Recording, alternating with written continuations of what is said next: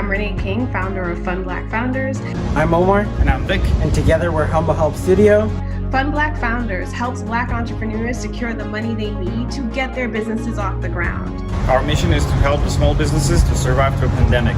My name is Danya Sherman, and alongside my technical and strategy team, we're working to combat drug-facilitated sexual assault and crime, one napkin at a time.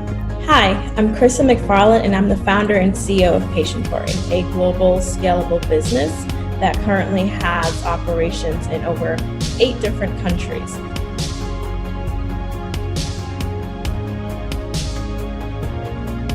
My name is Ava Sadecki. I'm the CEO and co-founder of SYMBA. We're proud to be an all-female founded team, helping design over thousands of internship experiences all around the world. I hope my presence can be an inspiration for other women who want to achieve their dreams. And I'm so excited to tell you more about our journey. Join us.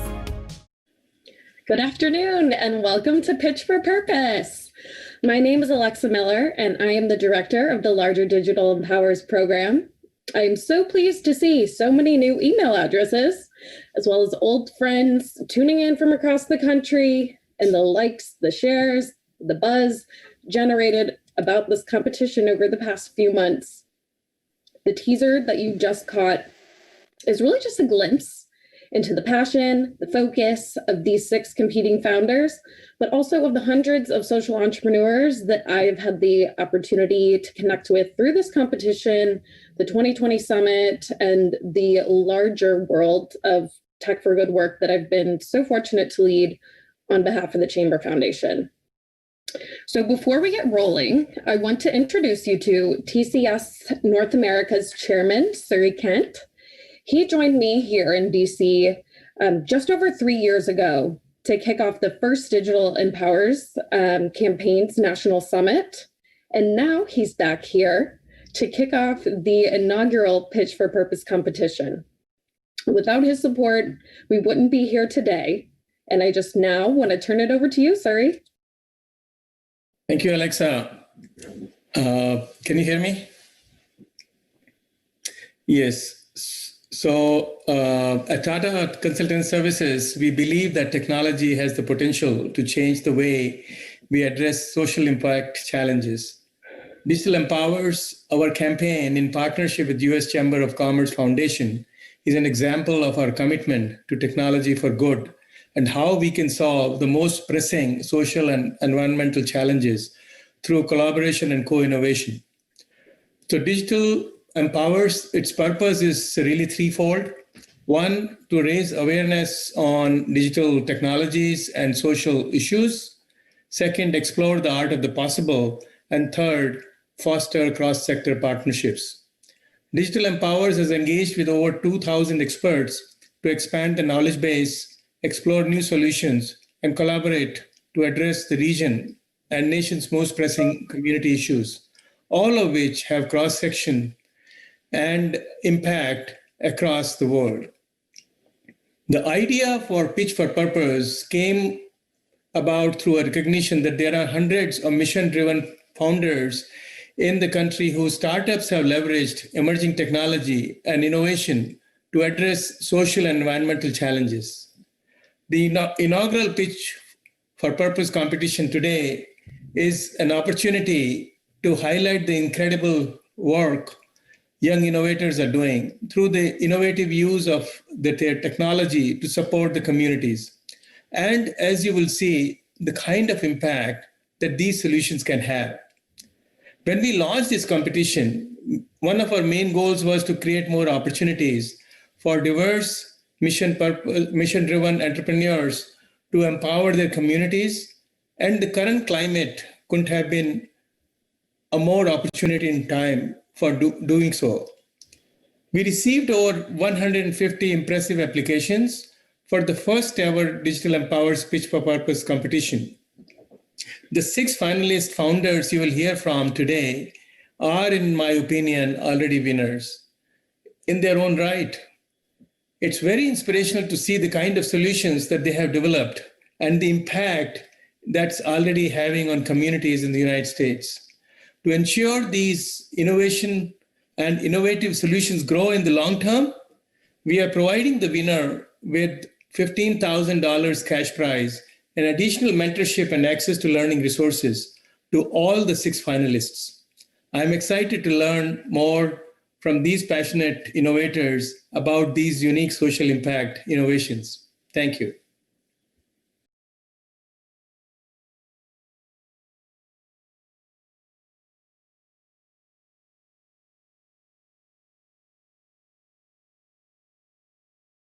Thanks again, Suri. This is just a quick editorial comment here, but this might be the 4th time that I've had the opportunity to listen to the competition's founders pitch. And every time I bring a new partner, a colleague into the fold of these rehearsal sessions, I mean, they're speechless. So I'm especially excited to put these 6 founders on the Digital Empower Summit forefront, because I really felt like I felt as if these ventures had been just a little secret of mine that I've just been keeping too long. But that leads me to just a few very quick thank yous. So first, I want to say thank you to our venture committee. As Suri mentioned, we received a significant number of applications for our first year. So without their invaluable perspective, we would have never been able to get through that. Competition mentors who serve as volunteers, lending their time and expertise to help our finalists over the past few weeks. And of course, our partners at SeedSpot and TCS, for whom which none of this would be possible. And then lastly, our very esteemed panel of judges. So without further any ado, let's also meet the men and women who are going to end up holding the fate of these 6 amazing founders in their hands. First, we have Tarek Day. He is head of research and innovation for the Tata Innovation Center at Cornell Tech. Tarek has over 28 years of experience in research, innovation, shared services, and global system integration. He's led numerous organizations, including Best Buy, Dow, and Michelin Tires. Next, we have Justin Dawkins, managing partner of Cloud Capital, with over 15 years of marketing, technology, and entrepreneurial experience. Justin's also worked with companies big and small as Atlanta's first Google digital coach, and also an entrepreneur in his own right. Elizabeth Gore, she is the president and co-founder of Hello Alice. Prior to founding Hello Alice, Elizabeth works at Dell Technologies to help small and medium-sized businesses scale and prosper. Elizabeth has dedicated her career to fueling the expansion of global entrepreneurship and currently also advises the growth of purpose-driven companies. Next, Bryson Kohler, Chief Technology Officer at Equifax, with years of experience at leading companies like the Weather Channel, IBM Watson, and CloudPerform, and now Equifax. Bryson is an expert in technology-driven solutions. Corinne Perry, Chief of Staff and Interim CEO at SeedSpot. Corinne manages the hiring, the team, the logistics, and everything that goes into making SeedSpot one of the top business accelerators in the world. And then lastly, now we've got Neil Maheshwari. He is the COO and CFO of US News and World Report. Neil has over 25 years of experience in the media business as it relates to finance, affiliate partnerships, and investment. Neil was integral in leading the digital transformation of US News and now into new growth initiatives. So before we get started, I know we're moving very quickly, but I want to just give a quick lay of the land on process. So we're going to keep this light and fast between all 6 pitches. They'll have 3 minutes to give their spiel. That will be immediately followed by 3 minutes of Q&A with the judges.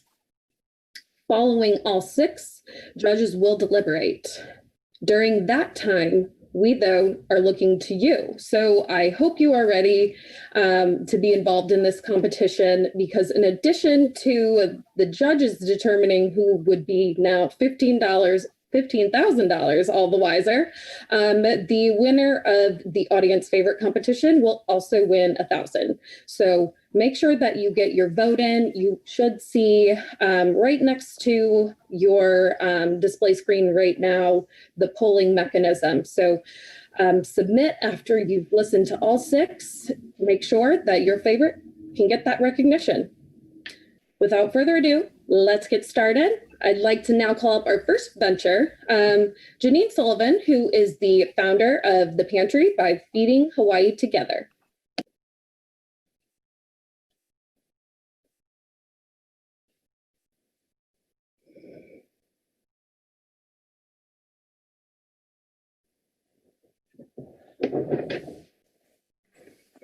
Good morning, everyone. My name is Janine Sullivan, and I'm the Executive Director of The Pantry by Feeding Hawaii Together. We're located here in Honolulu, Hawaii. We are presently the only weekly e-commerce food distribution in the country, a mission we take incredibly seriously. The United Nations has recently forecasted that that more people this year might die from hunger as compared to COVID, an astronomical fact that is incredibly concerning because we know that even the mildest forms of food insecurity can have lifelong consequences. Here in Hawaii, previous to the COVID-19, 1 in 9 individuals struggled with hunger here in Hawaii.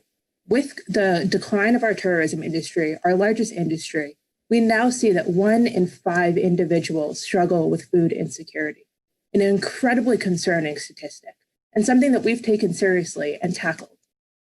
What we've done is we've gone and we've built the only weekly e-commerce food distribution in the country. That means that our clients are able to go online, shop 24/7 for food that they need, that's diverse, nutritious, and fresh. But most importantly, food that they want.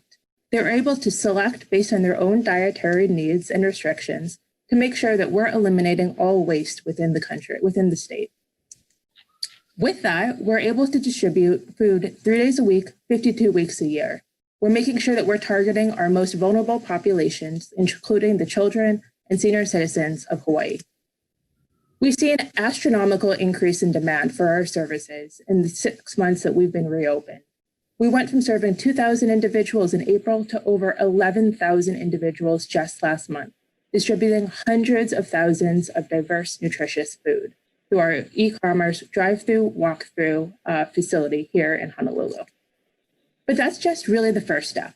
What we're doing now is we're building the first of its kind Pantry app that we're partnering with technologists, PhDs, and visionaries to make sure that we're building the best in kind platform to build this to the next scale.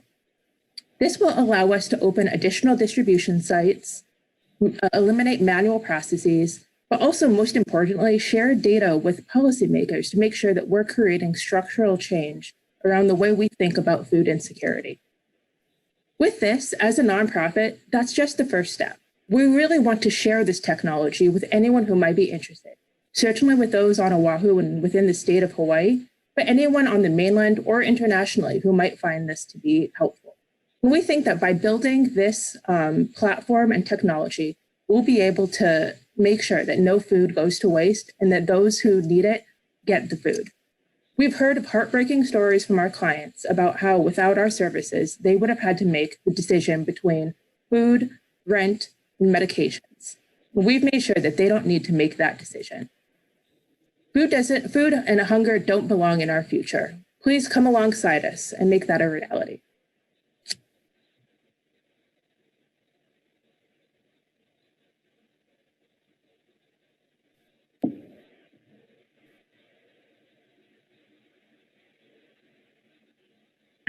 Let's hear from our judges. Elizabeth, you had a question? Yeah, quick question. This is a fantastic initiative. Have you reached out to Feeding America? That's one of the largest institutions, not for profit. Yes, we are a partner agency of Feeding America. Yes, we do work with them. Yeah, that's good. I was just curious about your model for sustainability, so the organization keeps going over time. Yes, so we're building. Congrats, by the way, it's awesome. Thank you. So we're building partnerships, every week. It's a focus of mine, making sure that we're partnering with local corporations here.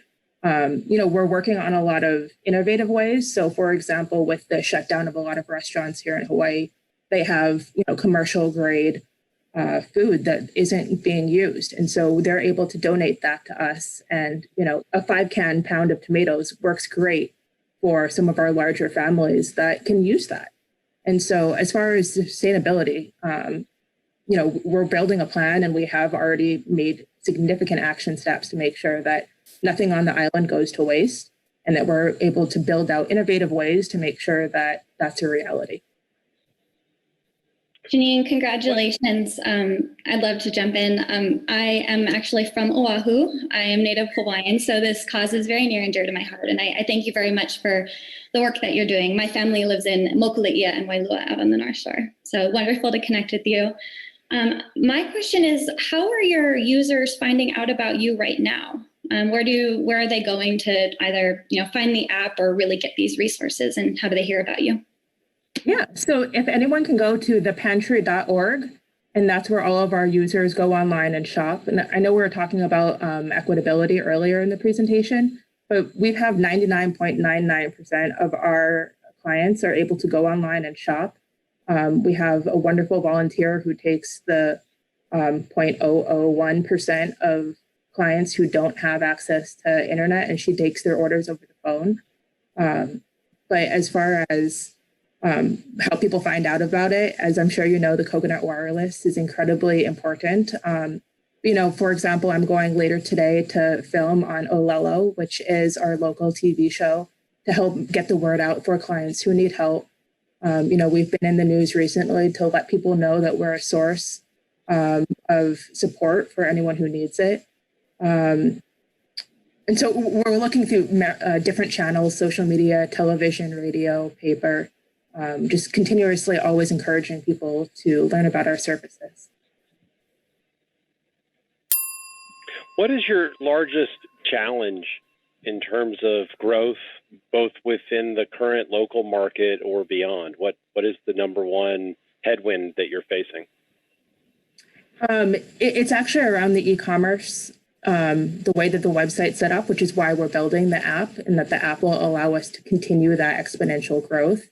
So right now with the e-commerce, it doesn't provide the if-then technology that an app would provide. So we can say, would you like to pick up, what location would you like to pick up as for a client? And they can select, I want to pick up in Kalihi, I want to pick up, on the east side, I want to pick up on the west side. And so that app will provide us with the if-then technology to help allow us to continue the growth that we've seen. Thank you.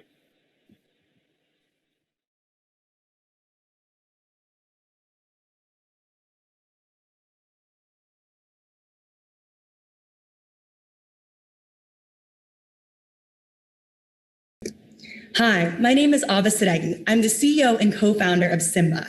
I'm a first-generation Iranian-American woman passionate about human rights.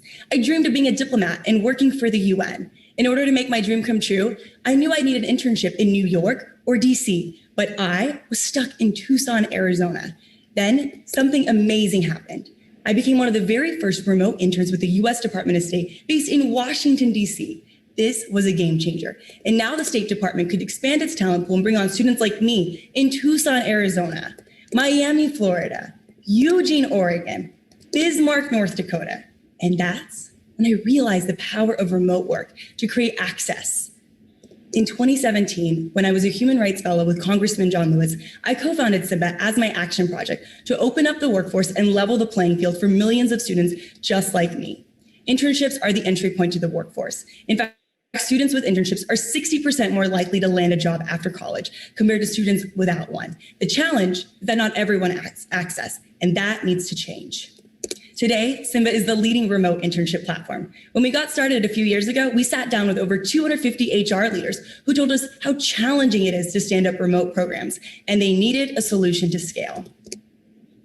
Since founding, we've designed over 5,000 internship experiences, working with big names like Genentech, Chewy, and Robinhood.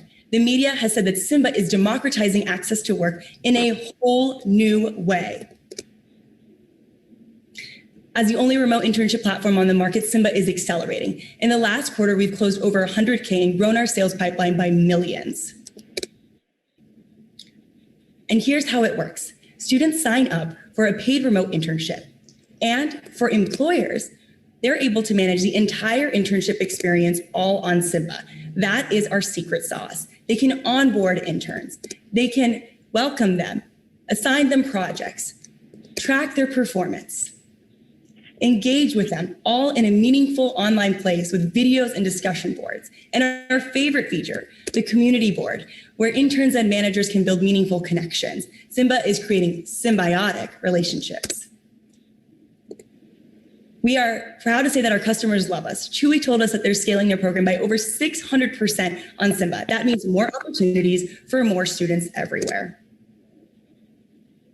We make money by charging companies a sourcing fee and an annual license to use our platform. We never ever charge the student. We are proud to be a diverse, all-female founded team. My co-founder, Nikita, and I have done over a dozen internships combined and are backed by leaders in the space of remote work and talent acquisition. The future of work is here, and it demands a commitment to diversity and inclusion. SYMBA is preparing the next generation of leaders for remote work and helping companies meet their diversity and inclusion goals. In the next year, we plan to grow 100,000 new internship experiences that are accessible.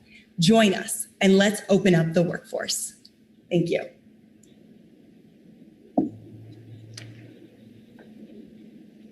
Great job. Thank you so much. Especially during COVID, it really makes sense for folks to be able to do remote internships. How many folks who have gone through the program have been able to get jobs with the companies where they interned? So we're happy to say that our customers on average have an 80% conversion rate. Wow. And SYMBA helps scale that. So that is a really exciting number. Excellent. Really great idea. Sorry, go ahead. Thank you. No, finish up. I was asking how many schools have been signed up by you guys? So we have about 570 schools signed up, and they're actually a channel partner for us. We don't charge universities, but they introduce us to all their employers. Excellent. Thanks a lot. Is there uniqueness in what you're doing to match an applicant to a company? What, maybe a little bit, is it technical or is it manual? How are you doing the matching of skill set and culture fit to the internship opportunity? So we do use algorithms and machine learning to do matching. But what our main focus is right now is actually on that B2B SaaS software that helps the companies manage and scale. A lot of our enterprise clients actually have a lot of the sourcing tools in place. So we're seeing that actually 90% of our demand is for that B2B software solution that I shared, where you onboard and manage the feedback and engagement as well. Hey, this is awesome initiative. So I have a quick one. Nowadays, it is fake news everywhere, right? So how do you evaluate if the right students are applying for an internship or the right companies are applying for your portal? How do you do that filtering?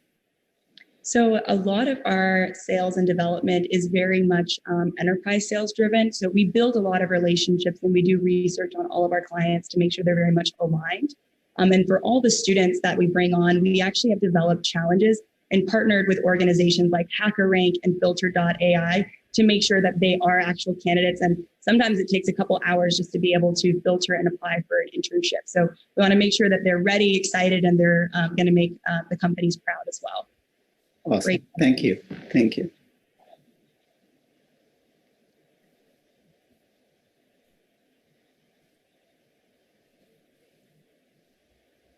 I'm not aware of too many companies doing this, so this is pretty good. What you guys are doing. Actually, a lot of our customers have found us through Google search, which is crazy and surprising. But and when we map out the sales process, we say, what are other processes? And they say, well, typically we stand up other vendors, but yours is the only solution. So we were very well positioned because we've been working on SYMBA since 2017. And all of a sudden, we realized that there's a major demand for scaling up remote operations and really training both the students and the companies alike on how to prepare for remote work. So that's really one of our major focuses, and we've been excited for all the meaningful experiences that we've been gathered in building these relationships. There's a company in Chicago, Upkey. They're doing the same thing. You should look them up. Yes, I'm here from Upkeep. They're a great company. They're a good company. Yes. Thanks. Congratulations on your traction so far. Great job.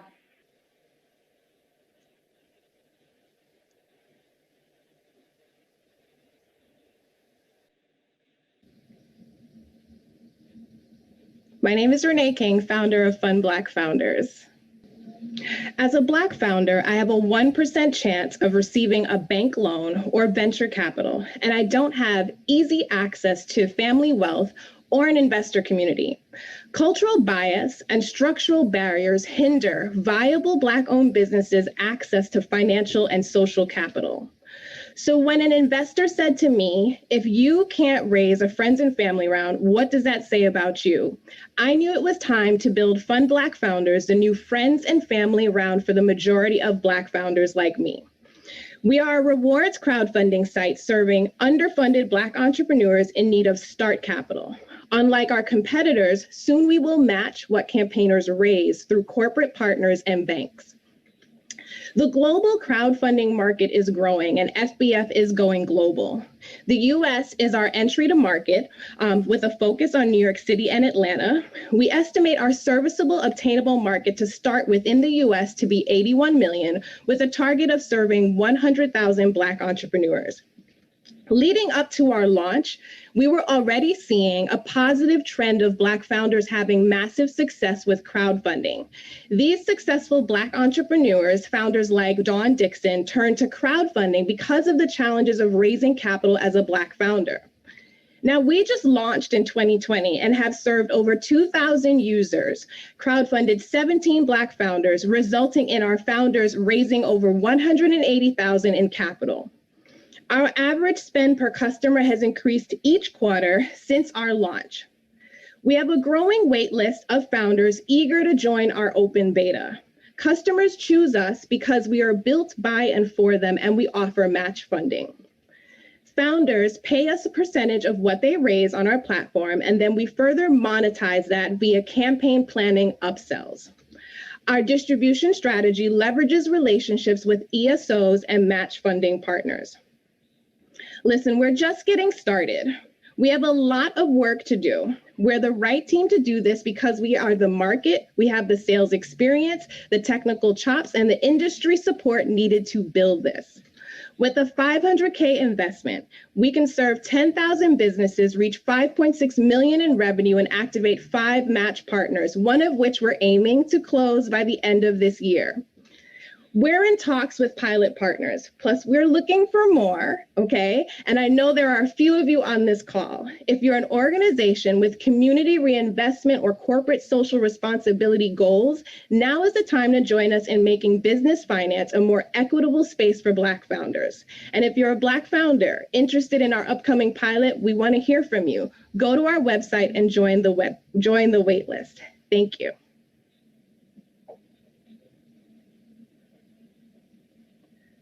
Great job, Renee. Thank you so much for the work that you're doing.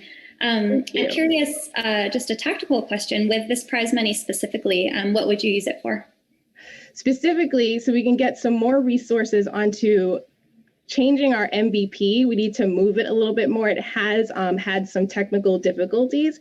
So I'm so glad right now we brought on board our technical advisor to guide us more, who has experience from GoFundMe, who's going to lead that charge. That would be the main thing where we'd be focusing on. And then also just additional resources to help us process more campaigns, because we do have a load of folks that we need to get through our process. Yeah. Renee, awesome. I just wanted to flag that we'd love to partner with you at Hello Alice. So we'll definitely follow up there. And then I think there might be some cool crossover synergies with iFundWomen. So look forward to talking more.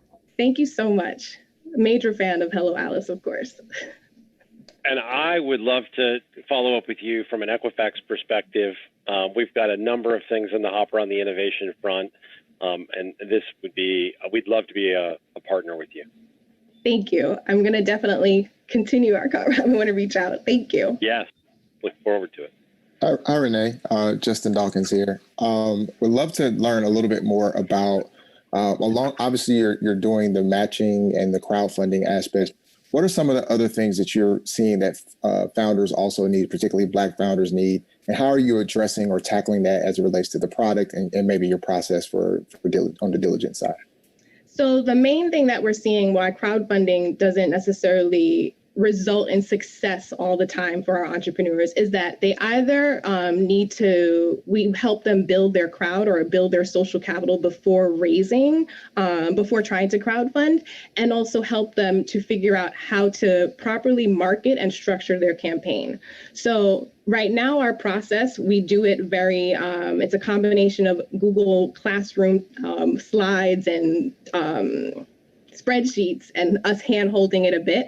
We're moving over to a more technical part so it can scale now while we were iterating our curriculum. So we're very focused on, it's not a platform where you just come and launch your campaign. No, it's a platform where we go and reach out to you and talk to you and say, okay, these are the things that you need to do before you launch. And we make sure those things are done before we launch the founders. So that's the main thing that we see. Awesome, thank you. So as a follow-up on these questions, I've seen many of these people, they need a lot of mentoring. So do you guys give any mentoring support to? So along the way, we do provide additional resources, right? But what we're looking to do is, like, for example, there is a platform called Valence.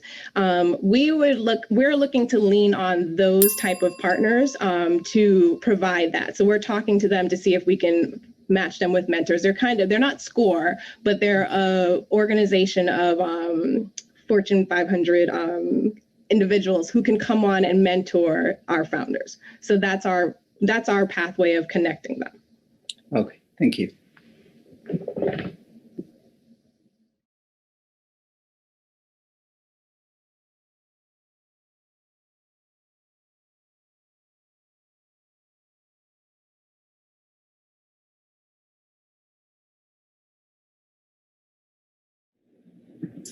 Hi, everyone. Nice to be here. I'm Krista McFarland, and I am the founder and CEO of PATIENTOry. We are essentially, at PATIENTOry, we're empowering our end users with actionable insights into their health data in order to improve health outcomes while decreasing costs. Imagine owning all of your health information, not a large tech company like Apple or Google, plus be able to know the chronic diseases you're most at risk for 20 years before it even happens. Healthcare organizations are sitting on a gold mine of health information, which can help and aid in preventing unwanted diseases and deaths, especially during a pandemic. That's where PATIENTOry comes in. We started our company in order to address the growing epidemic of chronic diseases in the US, coupled with the lack of data interoperability. With over 45,000 subscribers and over 2 million in grants to address the growing epidemic. Our software, which runs on this national healthcare data network, integrates health data from over 200 million Americans in order to provide machine learning and artificial intelligence around social and economic determinants of health risk for improved population health management. Organizations are using our dashboard to decrease costs by eliminating duplication of tests and exams while receiving a holistic view of a patient's medical history. We are a B2B2C business model. Essentially, we have over 9 partnerships currently, some of which are already generating revenue, such as the COVID-19 patient recruitment vaccine trials hosted by Moderna. This is really fun. Some of these organizations span from large healthcare enterprises, pharmaceutical companies, as well as most recently employer organizations.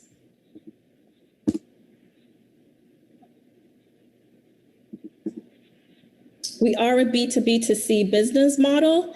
Again, the partnerships that we have include Trial Scope, which is a clinical trials recruitment management platform, which we assist in that data management piece.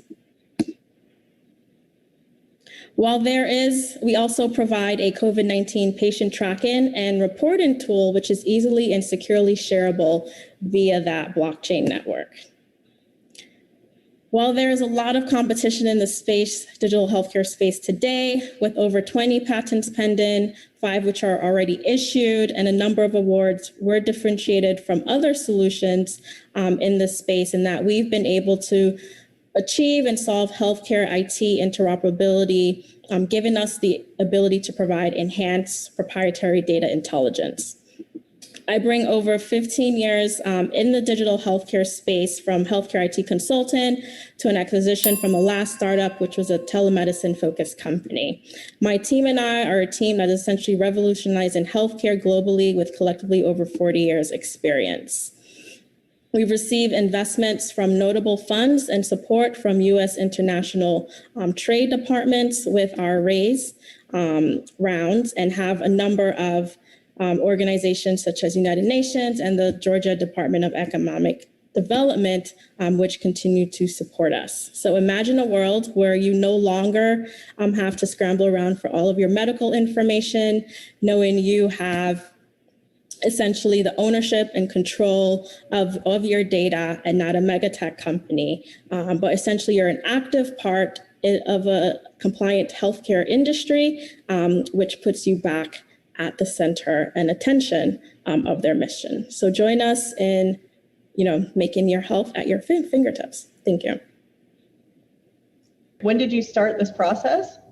We officially started the company, developing the company in 2016. Wow, amazing.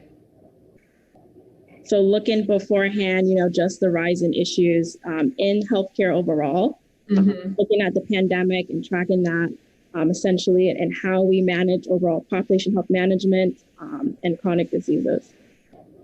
Oh, amazing foresight. Thank you. So you said... Oh, sorry. Go ahead. The question was, you said the model is B2B2C. So can you just elaborate a little bit on that? Like, I see your site is pretty good and gives you a lot of information, but how does it work? So it's primarily a subscription-based service. So we sell the enterprise analytics dashboard into employer organizations. So that's our B2B. And then we supplement that with a consumer app, which employers can, for better reporting and, making that actionable insights traceable, they can, have their patients also use that app. But we do a B2B, B2C direct component with the app as well. Thanks. So you rightly said it is very crowded space, right? Many other companies. So what is your plan to be ahead in the game? I know you have some differentiated today. Yeah. How are you investing to be ahead always? Yeah, I think the biggest, going back to the slides on our key differentiator, is our use of innovative and emerging technologies such as blockchain. We're pretty much pre-enterprise blockchain industry. We've, issued over 20 patents already to really solidify our, proprietary and competitive advantage in the landscape, and being able to disrupt the current enterprise analytics level playing field through the use of our algorithms that we've developed as well. Great, thanks.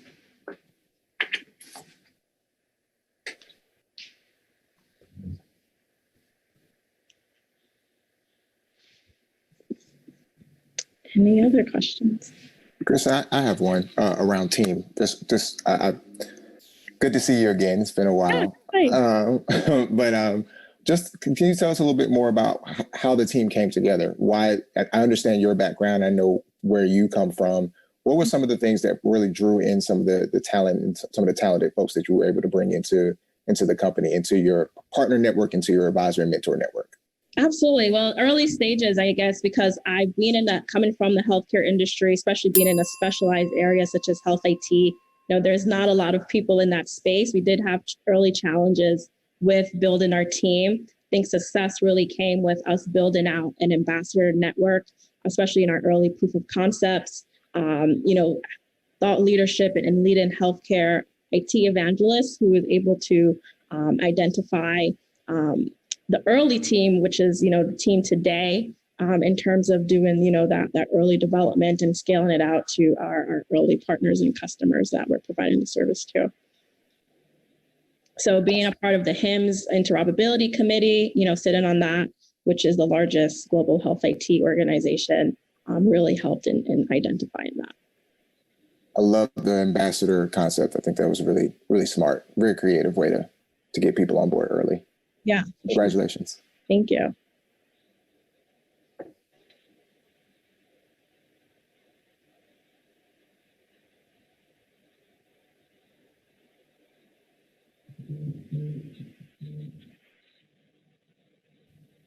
Good afternoon. My name is Danya Sherman, and I'm the founder and CEO at KNONAP. At KNONAP, we work to empower, educate, and advocate against drug-facilitated sexual assault and crime. While studying abroad, I was drugged and assaulted by a newfound friend, and it was only upon returning to the States did I find I was not alone. That, in fact, it's estimated that 1 out of every 13 college-aged individuals suspect having had a drink laced with a drug. And it was at the realization of the pervasiveness of the issue I sought empowerment tools. But what I found is among the only accessible resources is a co-star capable of testing for 2 drugs and has written across its top, "What is in your glass?" revealing to onlookers its testing purpose and negating the discretion my friends and I so desperately wanted, as over 70% of assaults occur between 2 people that know each other. So with the awareness there was nothing on the market I would use, as well as my passion to combat this issue, I knew I had to do something, and that's why I created KNONAP. KNONAP is a discrete, portable, gender-inclusive detection device for date rape drugs. KNONAP is the napkin that knows.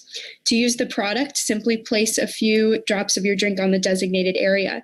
In drug presence, there's a color change, discreetly indicating to the user their drink is not safe for consumption. My name is Danya Sherman, and I am the founder and CEO. And while I have a technical background, I knew I couldn't do it alone, so I acquired an experienced team, and we're working to combat drug-facilitated sexual assault and crime, 1 napkin at a time. My technical team has individuals with over 10 years experience developing diagnostic tools, as well as my strategy team has individuals with manufacturing experience and sensitivity training. We've been honored to have received regional, national, and international press, and we were honored last year with Toyota's Mother of Invention. As well, we've been honored to participate in Target's Accelerator program, as well as Halcyon's Incubator program, and receive corporate supporters along the way. We have individuals from over 25 countries represented on our wait list, proving that the issue of drug-facilitated sexual assault and crime is an international issue. KNONAP is a category-expanding product within the over $51 billion industry of personal protective equipment sponsored by institutions and the $75 billion industry of sponsored by institutions on and around college campuses. We're targeting the more niche market of institutions and consumers on and around college campuses. Since founding KNONAP, we've made immense progress. We're patent pending. We've conducted focus groups with assistance from Deloitte, and as well, we have working prototypes. Over the next year, we're planning to launch our Kickstarter campaign, secure our intellectual property, and explore additional markets to expand. The $15,000 from today's competition would be hugely impactful for KNONAP's ability to get on the market as quickly as possible. The $15,000 would be able to afford us the first round of tooling as well as 10,000 units. We were planning on launching our Kickstarter and using that financing to backload the manufacturing upon completion. But the financing from today's competition would enable us to preload it, which would further de-risk our company and get our product into the hands of the consumer as quickly as possible. KNONAP's mission is to empower, educate, and advocate against drug-facilitated sexual assault and crime. Statistically speaking, in this series, there are people listening that have been personally affected by sexual violence. Additionally, there are people in this series that know someone that's been personally affected. And my team and I are working relentlessly because we believe that your loved ones and ours deserve to always be in the know, and no one else should have to say, "Me too." So thank you so much for your time, and I'm open to your questions. Thank you. Great job.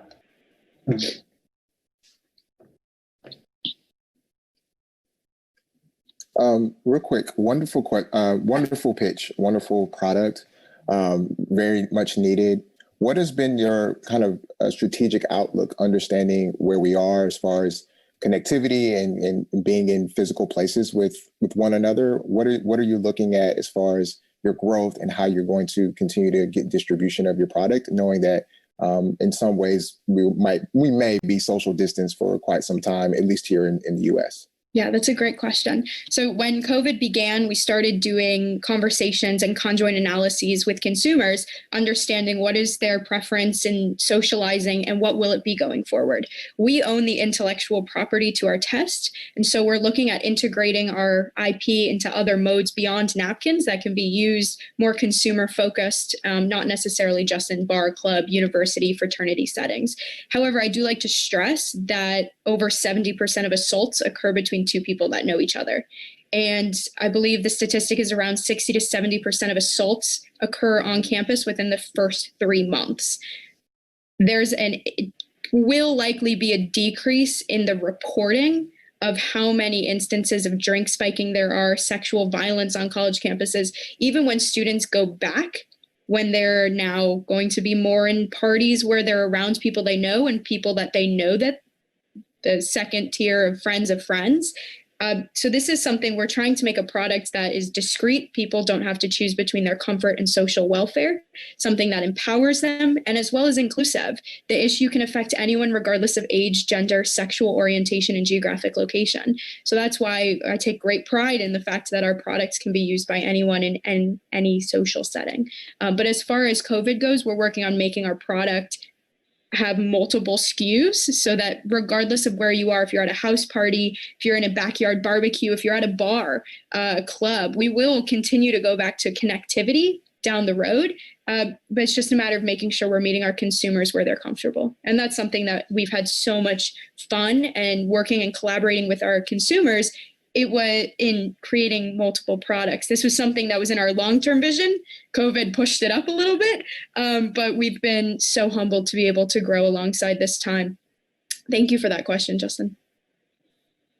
Thank you. I appreciate that. Great perspective. How many employees do you have, Dania, in this? Yeah, that's a great question. So I have a team of 5. I have a team of 5. We have a DEA certified lab that does all of our testing, product development, and we are very diverse in our skill sets, our backgrounds, and I take a great pride in the team I've been able to acquire and what we are and will continue to accomplish in combating sexual violence. Really important effort and much needed, I would say so. So thanks. Thank you for that question. Very interesting.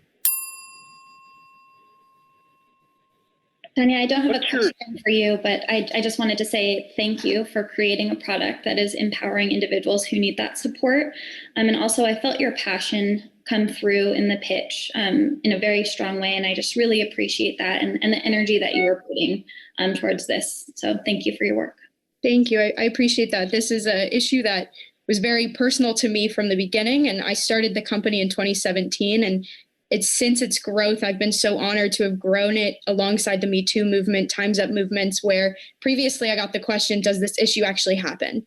And now we're able to continue that discourse. And something I take great pride in is the educational component that we've integrated into our mission, working with universities, Title IX offices, and police departments, promoting education, because you cannot empower yourself against an issue by which you're unfamiliar. So I appreciate that. It's something that has been a calling to me that unfortunately affected me, but it has since been something that I've been honored to work to empower others to do. So thank you for that.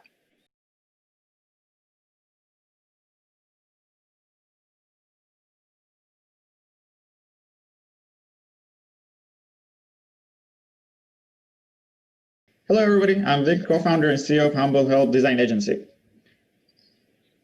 How many of you had a favorite coffee shop that closed during COVID? We saw plenty of that in the Bay Area. The challenge of running a small business has become increasingly difficult. Business owners are already working long hours, and not only do they not have the time to put significant effort in their online presence, but most of the time they're confused on how to do it. During COVID, all businesses suffered, but especially those that didn't have an online presence. And as a result, many of them closed. San Francisco and San Jose areas have the second and the fifth highest closures rates in the US. And according to Salesforce data, most of the customers are expecting businesses to accelerate their online growth, while only 1 in 3 business owners said that because of the pandemic, they're accelerating their digital initiatives. While we're looking for new opportunities because of COVID, we decided to use our diverse skill set and help suffering businesses in our community. My co-founder and I walked door to door and talked to and spoke with mom and pop shop owners to see how we could help them. Leveraging the best tools and resources, we help businesses to go from offline to online. Some of the ways we help businesses are by building websites, touchless menus, local SEO, and pivoting their business model to adapt to COVID. Here is an example on how we were able to help a restaurant with not only creating a touchless design menu, but we're also utilizing the analytics and working with the owner to help him to better understand his customer behavior so he can forecast demand and staff accordingly. Unlike some of the other design agencies, our growth strategy is to start with a hyper-local market and grow beyond. We're using IDEO's famous design thinking methods when it comes to customer problem solving. And also living in the middle of all the tech giants, we want to see more tech-savvy business owners. So we want to conduct more educational sessions and provide resources so they can also understand why it's so important to have an online presence. Our business model is simple. We start with a complimentary pilot program where we provide services for free. And by creating a good relationship with the customer, we then ask them to switch to our either project-based or subscription-based model. We launched 3 months ago, and so far we've been able to help 8 customers, 2 of which are in the process of converting to paid. We have 1 paying customer, and the rest have shown interest in working with us. We're also able to recruit 4 amazing part-time volunteers that are helping us. Our personal experience comes from Silicon Valley's award-winning startup world, and we want to use that experience for the social good. We want to see small businesses in our community and beyond to survive and thrive in this new digital age. Thank you so much.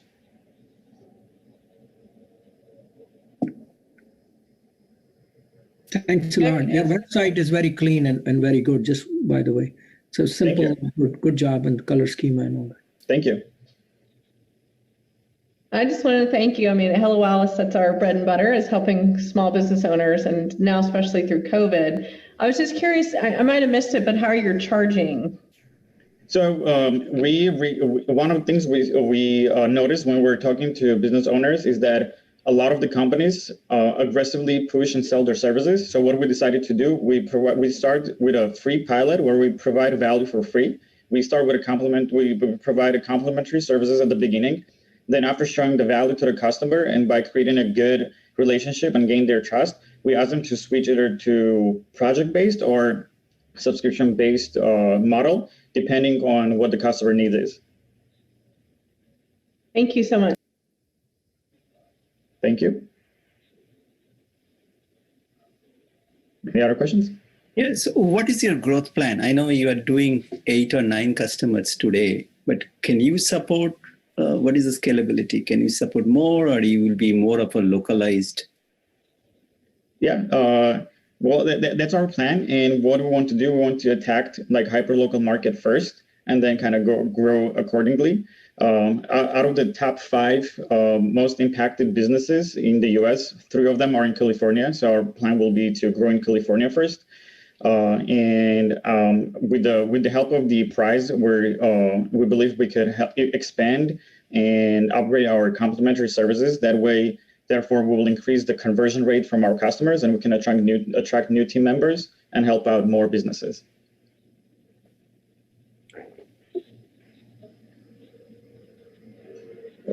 And if I can add a little bit to that, we're also working on an automation tool that could help us basically to website builder that will the owners can use just to type out their website, what they're about, and it will automatically come up with a few templates for them to choose from. So that way we don't have to, we have minimum input from our side. I just thank you for the support that you're lending to small businesses at this time. more important than ever, and finding creative solutions to do so is wonderful. So thank you for your work. Thank you. Thanks so much for the feedback. How many people in your team? Right now it's me and my co-founder, so it's two basically almost full-time, and we have 4 part-time volunteers that are helping us with various things. And we only started 3 months ago. It's amazing. Thank you. It's been an amazing journey.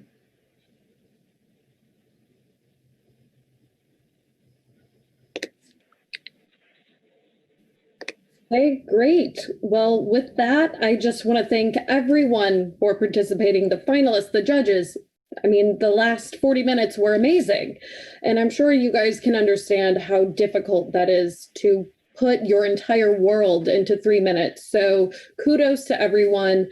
I'm super excited also for the viewers that are joining with us today. Be sure to get your votes in right now. Polls are open. And up next, while judges deliberate, we will hear a few remarks from the governor of Colorado, Jared Polis. So I am honored to be able to turn it over to him next. Hi, this is Governor Jared Polis, and I appreciate the opportunity to contribute to today's important discussion of tech for good.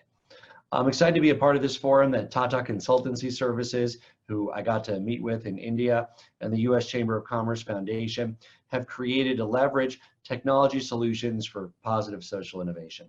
I want to congratulate the finalists this year in the Pitch for Purpose competition, PATIENTORY Inc., KNONAP, SYMBA, FUNDBLACKFOUNDERS, Humble Help Studio, and the Pantry. I wish all of you the best of luck in continuing your efforts to achieve real societal change through your platform and innovation. As an entrepreneur myself, I appreciate the role that innovation plays in disrupting inefficient systems and conventions to spur positive economic change and positive social change. Innovation is synonymous with Colorado, and Colorado's tech sector's innovations continue to play a critical role in diversifying our economy and improving the lives of people around the world. Every day, Colorado success stories like Ibotta, Ping, and Gusto improve our lives and inspire the next generation of innovation. Tech catalysts like Startup Colorado, Techstars, and the Foundry Group help convene and cultivate sustained tech activity. Colorado is a great example of what's possible when entrepreneurial ecosystems align conveners and capital with world-class ideas and talent. With 11,000 tech companies employing 150,000 people, generating over $15 billion in payroll, it's hard to overstate the collective and economic importance of Colorado's tech sector. All of that activity is also a magnet for more talent. Success breeds success. People want to be part of something that's bigger than themselves, and the problems that the tech sector solves attract some of the brightest minds from across the world to Colorado virtually and physically.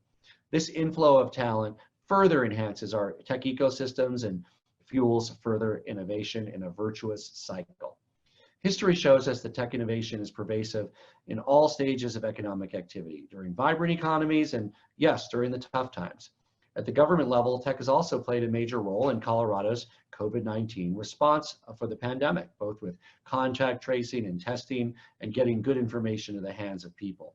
Colorado tech companies like ActiveArmor have also embraced the evolving community needs to aid our healthcare workers in their time of need. That's the epitome of tech for good. Colorado nurtures tech innovation through programs like our Advanced Industries Grant Program that helps facilitate early stage capital for great ideas.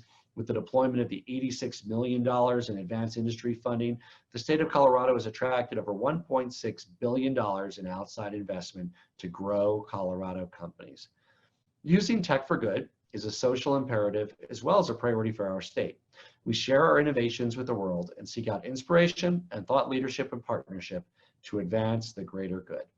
Through global investment missions, Colorado seeks global knowledge, partners, and innovation that further our state and our society.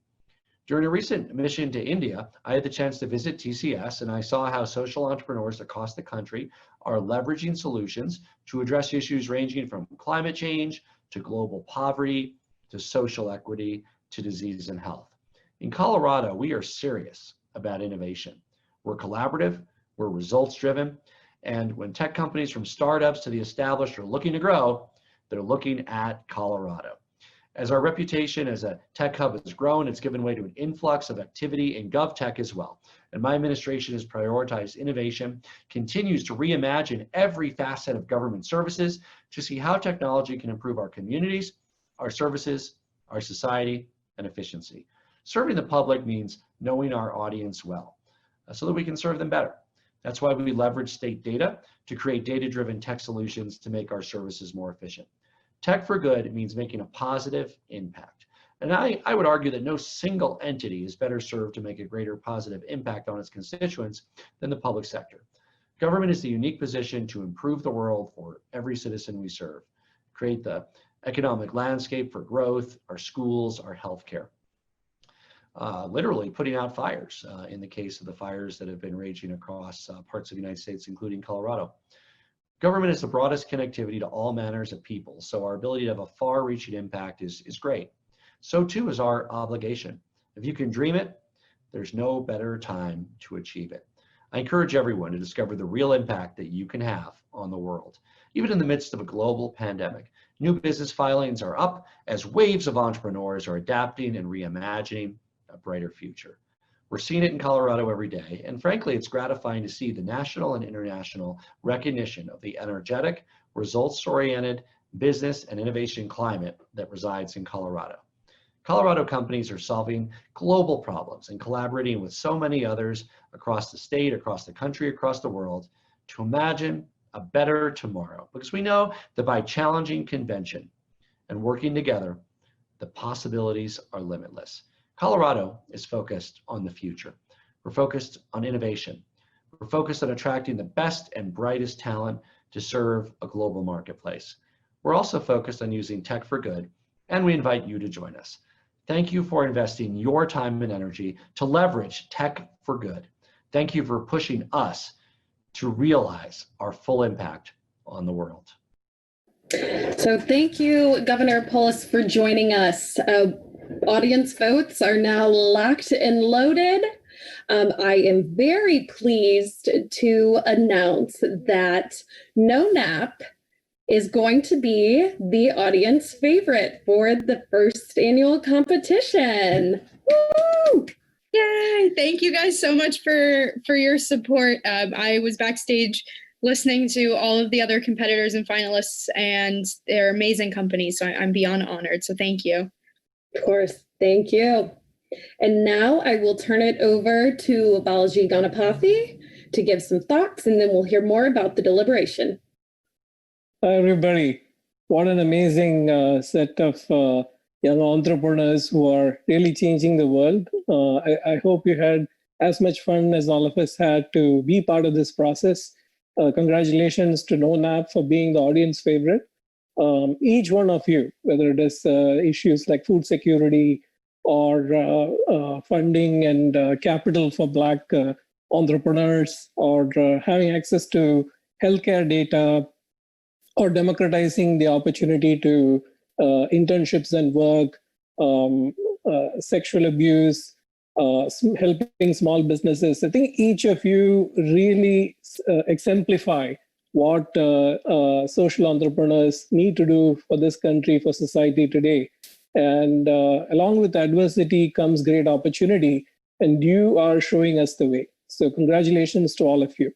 I want to call upon the judges, especially Justin and Elizabeth, to share some thoughts about what they have experienced over the past hour and what their thoughts are about these incredible entrepreneurs, their innovations, and what the future holds for them. Justin, can I start with you? Of course, and thank you for the opportunity. This was really exciting. Great to see the companies, and there were three things that really stood out for me from the pitches and then during deliberation. There were some themes in the room, if you will. The very first one was passion. I think there was a lot of energy and a lot of creativity and real love behind some of these challenges, which is what you really need to have in a social impact venture. And the other thing that stood out across the different industries, whether it be helping small businesses, whether it's access to data records and your health information, and the food insecure, they all seem very timely and responsive to the needs, responsive to the markets and the customers that need their tools and technologies.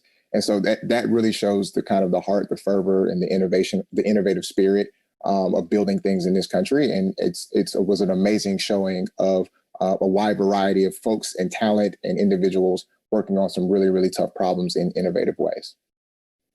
Well, thank you. I really felt that the emotions were so high and the passion was coming through so well. And Elizabeth, having been in this space for so many years, being in the Peace Corps and serving in the UN and being a very successful entrepreneur, what do you think about these young entrepreneurs and what the future holds for them?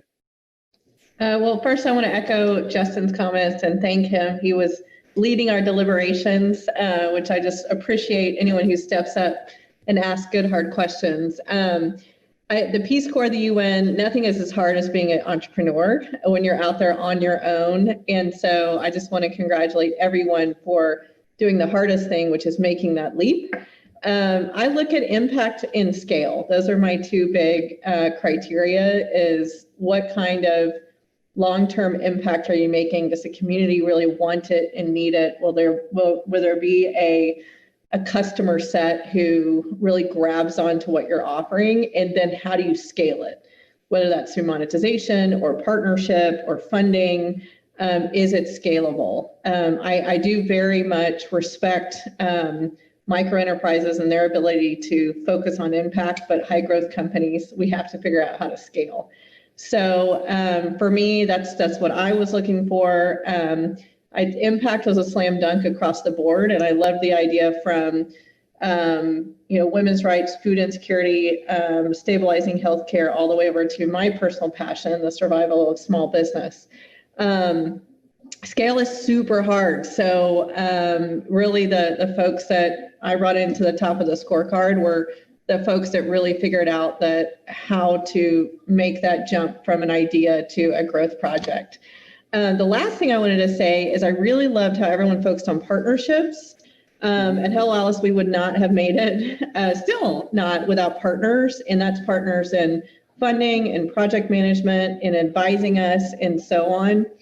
And then finally, there's a couple of you who are just getting started, and I wanted to give you all the energy in the world and tell you that even during a pandemic, and even more so then, the world is your oyster and to go after it.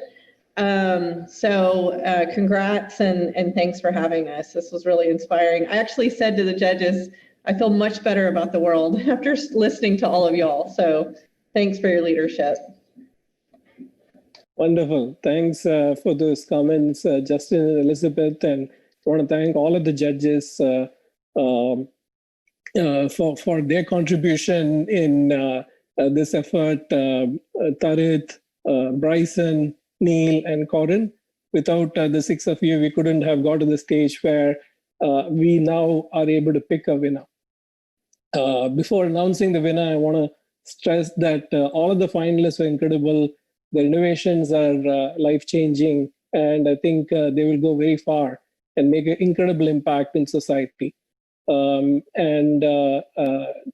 judges have done their deliberation. And drum roll, please, for the winner of the first Digital Empowers Pitch for Purpose competition.